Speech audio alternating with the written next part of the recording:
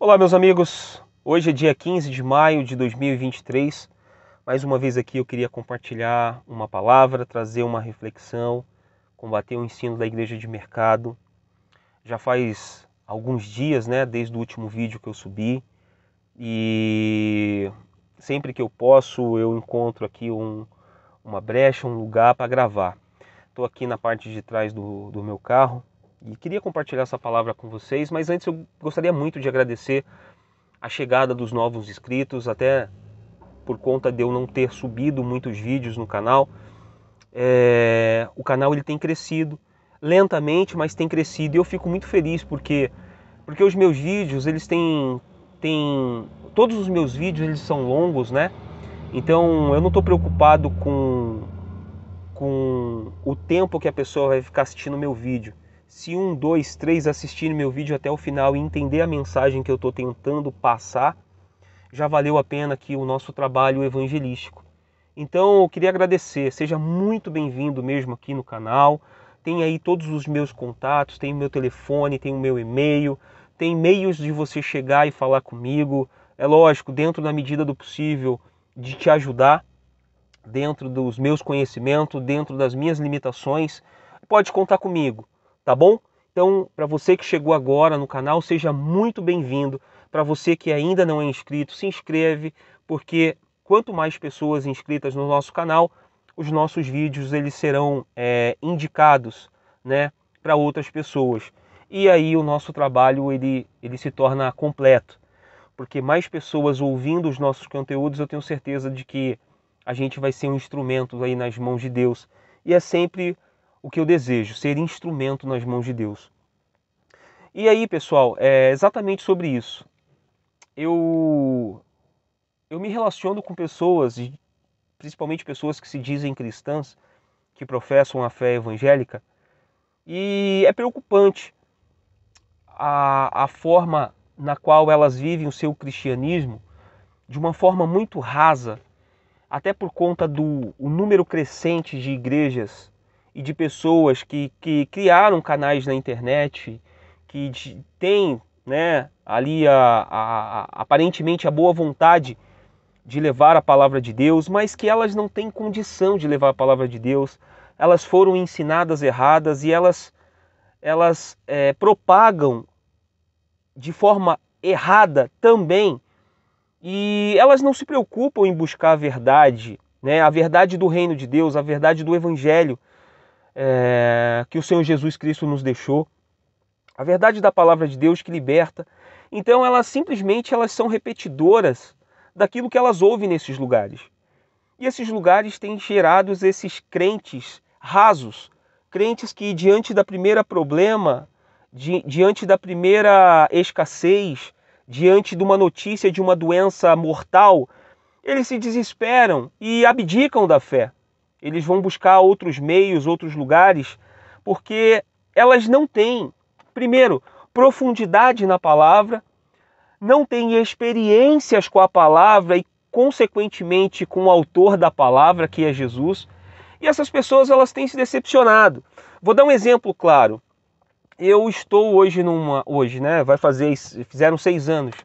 Eu frequento uma igreja batista e dentro do meu universo de relacionamento, eu tenho pessoas que têm profundidade e tem pessoas que elas não têm profundidade e elas não buscam essa profundidade, esse relacionamento pessoal com Deus, de forma que não seja somente a palavra do domingo na igreja, mas que seja o devocional dela diário, as orações dela, a palavra que ela leu e aplicou na vida dela, para ela entender qual que é a missão dela dentro do evangelho, dentro do reino de Deus. Então, ela muitas vezes ela só fica com aquela palavra do domingo e vai aplicar durante a semana aquilo que ela ouviu. E por ela não ter essa profundidade do relacionamento pessoal dela com Deus, essa intimidade, ela quando se depara com uma situação de pedido de socorro, as palavras que ela vai levar vão ser mais palavras de empolgação e motivacional do que propriamente uma palavra de profundidade e com raiz. Vê se você consegue me entender. Imagina que uma pessoa se aproxima de mim e fala assim: pô, Leandro, tô voltando do médico agora e descobri uma doença, descobri um câncer.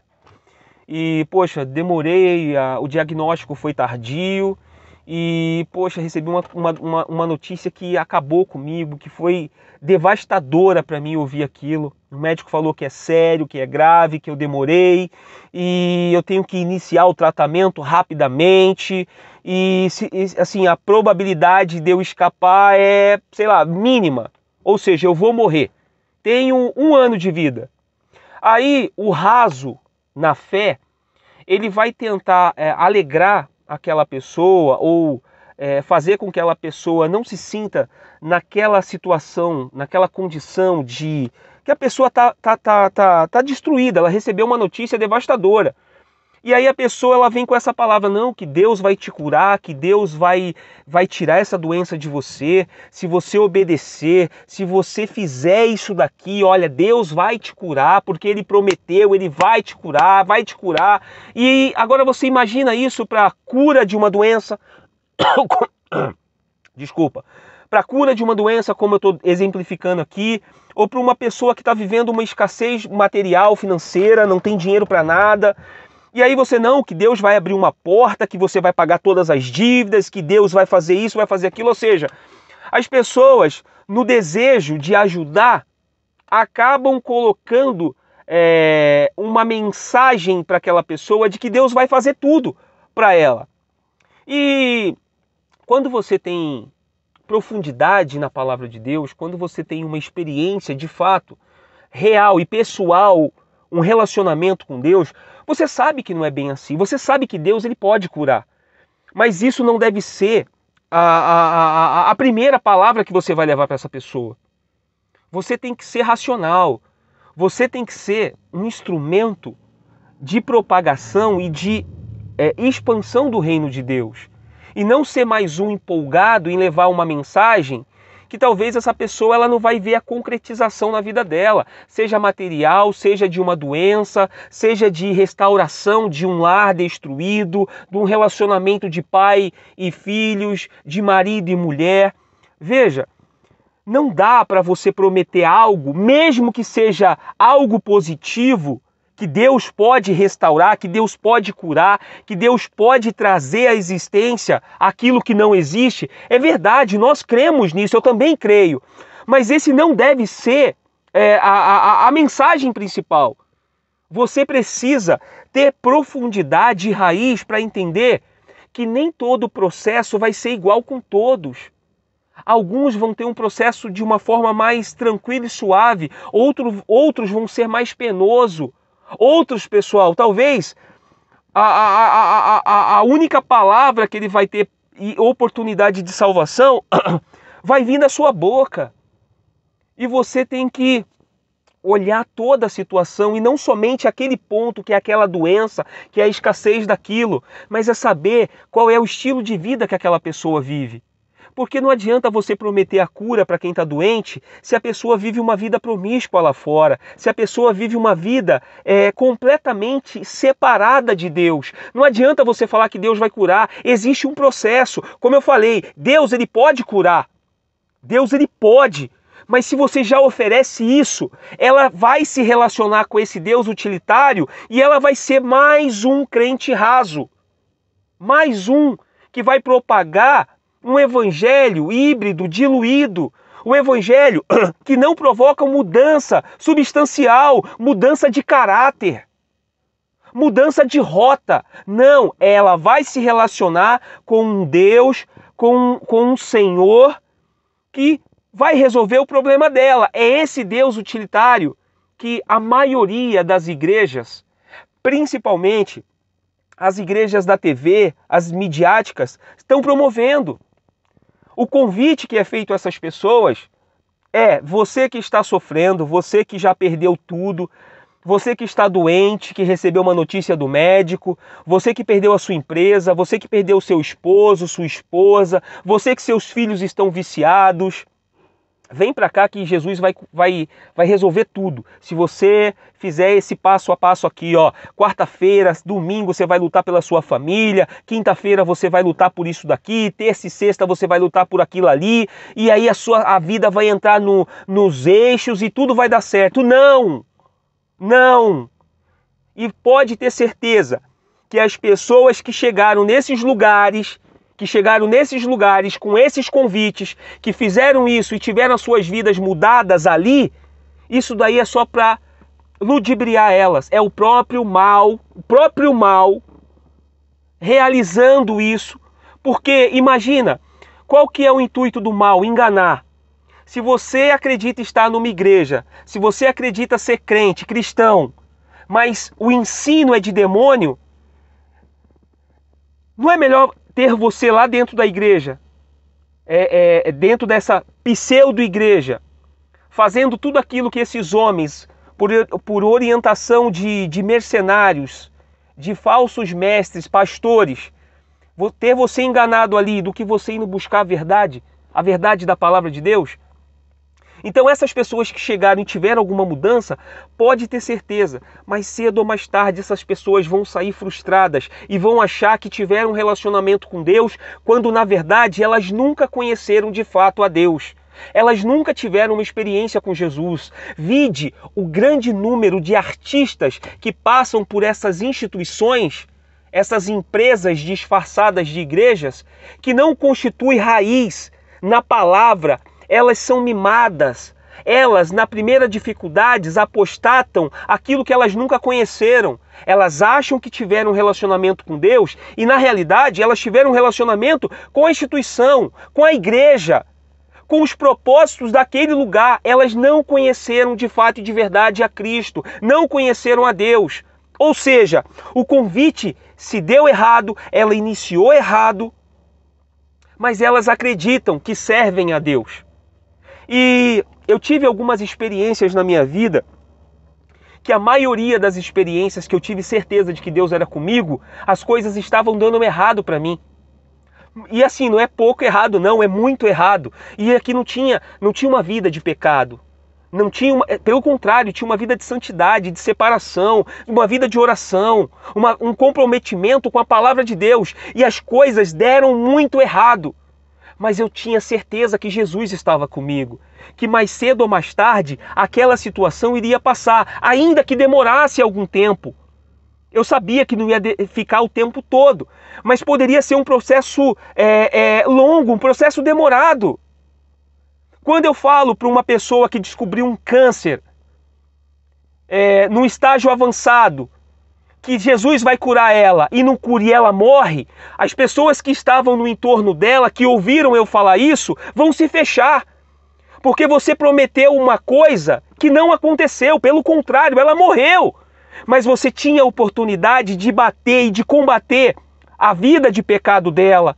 Lógico, aqui não é jogar ela no inferno, falar, você está doente porque você é pecador, não é isso. É ter discernimento e mostrar, olha, Jesus morreu pelos nossos pecados. E o fato de você entregar a sua vida a Jesus não quer dizer que você não vai ter um câncer, que você não vai descobrir uma doença terminal. O fato de você entregar a sua vida para Jesus não quer dizer que você não possa perder sua casa, seu carro, seu casamento. Porque o casamento são duas pessoas. Você não sabe o que passa na cabeça dele e nem ele do que passa na cabeça dela. Mas se os dois estiverem sintonizados e firmes na palavra, certamente eles caminharão melhor. Lembra que é melhor ser dois do que um? Porque quando um está desanimado, o outro levanta. Mas se os dois estão recebendo informações erradas, se os dois estão recebendo o ensino errado, se os dois estão recebendo o ensino de homens, como é que diante de uma situação contrária à fé que eles têm aprendido nesses lugares, como é que eles vão permanecer? Eles vão desistir, eles vão sair. E é exatamente isso que tem acontecido. As pessoas, elas não têm profundidade, primeiro, de intimidade com Deus. Segundo, elas não têm uma devocional, uma leitura sem o viés da instituição, sem o viés do pastor dela, do bispo dela, do apóstolo dela. Ou seja, ela simplesmente pega tudo que sai da boca desses homens e coloca como verdade de Deus, e não é. Nem tudo que esses homens, ou melhor, essas instituições da TV, essas midiáticas, todas as neopentecostais, todas, não é uma ou duas, todas, elas são seitas, são do inferno, não são compromissadas com o reino de Deus, elas são compromissadas com os interesses dos seus líderes. Eles querem poder, eles querem domínio sobre a massa. Eles não querem expandir o reino de Deus. Eles querem a mentira, eles propagam a mentira, eles propagam o engano, eles vendem um Deus utilitário, um gênio da lâmpada, um Deus que, se você cumprir exatamente com a receitinha de bolo que eles estão te dando todos os dias, que lá no final o bolo fica pronto, ou seja, o seu milagre chega. E não é verdade, isso não tem a ver com o que do que é o reino de Deus, do que é a palavra de Deus, do que é o evangelho, não é isso. Jesus manda com que nós tomemos a nossa cruz. O que você entende por cruz? Lembra onde ele morreu? Lembra onde ele foi açoitado? Onde ele foi humilhado? É na cruz. Como é que eu posso pegar a cruz, e customizar ela e colocar, olha, aqui na cruz você pode recuperar o seu casamento, aqui na cruz você pode recuperar a sua empresa, aqui na cruz você pode recuperar a sua saúde. Não! A cruz, ela mostra quem é você, ela mostra o depravado pecador que você é, ela mostra que você não pode se salvar, que o único que pode fazer isso já fez lá atrás, e hoje você tem que crer nele como Senhor e Salvador, como Senhor e suficiente Salvador. Mas não, nós queremos os benefícios de uma fé egoísta, de uma fé avarenta, de uma fé que não produz mudança, pelo menos interior. Essa fé, ela pode produzir, sim, muitas coisas exteriormente, mas dentro continua o mesmo depravado, o mesmo miserável, o mesmo desgraçado pecador, o mesmo avarento, que quer acumular riquezas, que quer ter os melhores carros, as melhores empresas, as melhores casas. E isso não é relacionamento com Deus. Isso não é reino de Deus. Pelo contrário, tomar a cruz implica em renunciar. Renunciar vontades. Renunciar sonhos. Renunciar por quê? Pelo reino de Deus. De saber que somos e devemos ser instrumentos de propagação do reino de Deus. Quando Jesus mandou os seus discípulos ir pelo mundo e pregar o evangelho, ele deu uma missão: ide e pregai a toda criatura. E hoje nós estamos oferecendo aquilo que Jesus não ofereceu, aquilo que o diabo ofereceu. Lembra quando o diabo levou Jesus para o alto do templo e mostrou todos os reinos? Pois é, quem prometeu isso não foi Jesus. E a vida abundante que Jesus fala, a abundância não tem a ver com coisas materiais. A abundância pode ser uma abundância familiar, uma abundância de saúde, de alegria, de contentamento. Pode ser também uma abundância material. Mas não quer dizer que o foco tenha que ser esse, ou melhor, o foco nunca deve ser essas coisas. Jesus também fala no Sermão da Montanha: não andem ansiosos pelo que vocês vão beber, comer ou vestir. Não andem ansiosos. E a palavra que eu queria compartilhar, até já me alonguei aqui com o vídeo, está lá em Filipenses, no capítulo 4. O apóstolo Paulo diz o seguinte: ora, muito me regozijei no Senhor por finalmente reviver a vossa lembrança de mim, pois já vos tinhais lembrado, mas não tinhais tido a oportunidade. Não digo isto como por necessidade, porque já aprendi a contentar-me com o que tenho. Sei estar abatido e sei também ter abundância. Em toda maneira e em todas as coisas estou instruído, tanto a ter fartura como a ter fome, tanto a ter abundância como a padecer necessidade. Posso todas as coisas em Cristo que me fortalece. Para você imaginar uma pessoa escrever isso daqui, você tem que se colocar no lugar. Quando ele fala, aprendi a ter necessidade. O que você acha que é ter necessidade? É faltar tudo. E você depender de alguém. A vida cristã é isso. Pode ser que tenha momentos na sua vida que você vai viver essa escassez. Mas Cristo, que me fortalece, Ele vai estar comigo. Então Ele vai de alguma forma suprir a minha necessidade. Seja material, seja estando comigo naquela doença que é terminal. Veja, uma coisa é eu receber uma notícia de que eu vou morrer sem Jesus. Outra coisa é eu receber uma notícia de que eu vou morrer, ou melhor, de que eu posso morrer, mas eu estou com Jesus. Então, se você me perguntar hoje se eu quero morrer, não quero morrer. Eu me sinto saudável, eu me sinto bem. Eu tenho uma família para cuidar, eu tenho um filho de 3 anos. Eu não quero morrer agora. Mas se ele me chamar, você acha que eu estou perdendo alguma coisa? Você aí do outro lado, você acha que eu estaria perdendo alguma coisa? Eu estaria indo para a glória, ver a face do meu Senhor. E glória a Deus por isso. Mas se você me perguntar se eu quero morrer hoje, não quero. Mas eu tenho que entender que existem situações na minha vida que, independente da minha fé, independente da minha crença, independente do relacionamento que eu tenha com Deus, independente, eu sei que Ele está comigo, que Ele caminha comigo. E isso já me é suficiente. Isso já me é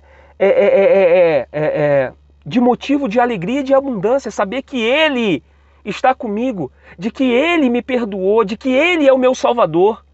Isso já é suficiente. Então, quando o apóstolo Paulo fala que ele aprendeu e sabe viver tendo muito, tendo pouco, é desta forma que eu tenho que viver a minha vida.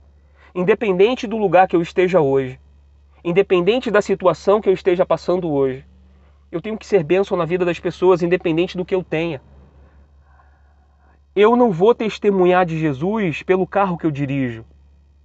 Eu vou testemunhar de Jesus pelo coração generoso, pela forma com que eu trato as pessoas e que eu mostro o amor de Cristo através de mim. As pessoas vão fazer a leitura de Jesus na minha vida. E é isso que você aí do outro lado precisa saber e precisa entender. Se você hoje se encontra num lugar que diz que você tem que cobrar de Deus a prosperidade, a sua cura, o relacionamento restaurado, eu vou te dar só uma dica. Saia deste lugar. Procure uma igreja bíblica. Procure um lugar que você aprenda a se relacionar com Deus, não somente dentro da igreja, mas que você seja estimulado a ter uma vida com Deus longe da igreja. Quando você está aqui fora, no seu dia a dia, no jeito que você trata as pessoas e principalmente aquelas pessoas que nada podem te oferecer. É aqui que demonstramos quem somos, se de fato e de verdade assumimos a cruz de Jesus Cristo. Quando eu não olho mais para as minhas necessidades, quando eu já não mais me preocupo com as minhas necessidades, mas eu sei que eu vivo para a glória de Deus, eu vivo para glorificar Jesus e para mostrar ao Senhor Jesus. Meu amigo, eu não sei de onde você está me vendo, me assistindo, nem me ouvindo, mas uma coisa eu posso te falar. Jesus está às portas. E tem muita gente que vai ser surpreendido quando ele falar: apartai-vos de mim, porque eu jamais vos conheci. O fato de você estar vendo determinados milagres dentro de algumas igrejas não quer dizer que Jesus aprove isso. O diabo também ele faz coisas. O diabo também opera grandes sinais, prodígios e maravilhas. Mas é tudo mentira. Então, que você possa refletir sobre isso. que você possa a falar como o apóstolo Paulo, aprendi a viver contente sobre qualquer circunstância, sobre qualquer situação. Tendo ou não tendo, eu sou feliz. Eu não sou feliz de acordo com o que me acontece exteriormente. Eu sou feliz porque eu tenho certeza de que o Espírito Santo de Deus habita em mim e de que eu tento o máximo possível mostrar Jesus através da minha vida. Não é pelo que eu sou, não é pelo que eu tenho, é pelo que Ele é em mim. Aí sim as pessoas vão ver uma pessoa de Deus. Então que você possa refletir sobre isso, que você possa buscar a verdade da palavra dele, a verdade do Evangelho, e que você não seja só mais um espectador dentro dessas sinagogas de Satanás. Hoje são muitas instituições que fazem um desserviço ao Evangelho. A Universal é só mais uma, é a grande prostituta desse país, a Universal. Mas existem tantas outras que têm causado danos e perdas irreparáveis nas pessoas. E essas pessoas, elas vão ser privadas de conhecer a verdade, porque elas negaram, porque elas quiseram mais satisfazer as suas vontades do que propriamente conhecer a Deus. Então, que você possa refletir sobre isso, que Deus abençoe você e muito obrigado a você que chegou no canal e se inscreveu. Que Deus possa abençoar todos vocês e até uma próxima.